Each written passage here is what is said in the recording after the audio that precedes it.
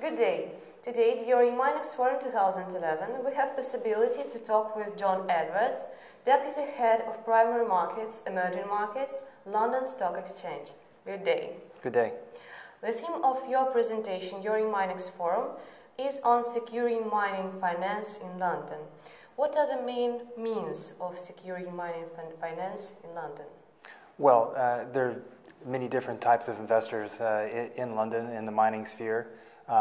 London is quite developed for mining finance, so you will find private equity investors, mining specialists, hedge funds.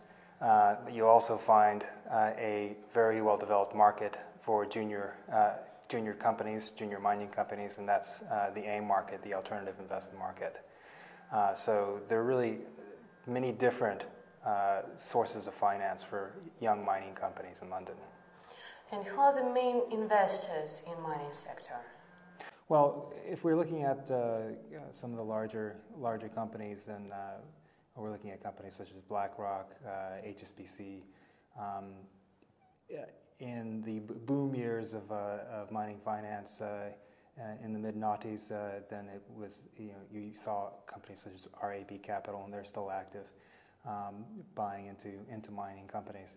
And then there's also a number of smaller sort of family offices that specialize in mining. So it's really quite a diverse group of investors that are interested in buying into mining stocks, particularly in emerging markets. And the question in which many people are interested in for today, the question of China's foreign expansion as investors, is it actual? Oh, of course it's actual. We see it in the markets that we're working in Russia, in Kazakhstan, in Mongolia. You hear Chinese spoken all the time. So I think that's really just part of our reality. So clearly there are Chinese strategic interests at play, Chinese corporates that want to continue to expand their resource base, and they're looking to buy. But again, it's not one sort of ubiquitous group that we're talking about. There are different interests being represented. There are Chinese companies that will come in and simply just want to buy up your company lock, stock, and barrel. There are others that may want to take more of just a minority stake and provide finance. So it is part of the reality, part of the landscape that we deal with, but it's helping to make mining finance very dynamic. And what is your view on current investment climate in mining sector? And can you compare this climate between Russia and foreign markets, foreign countries? Well, actually, I think it's quite positive. If we looked at what happened after the financial crisis in 2008, then there was some drying up of capital for young mining companies, particularly those that were in an exploration stage.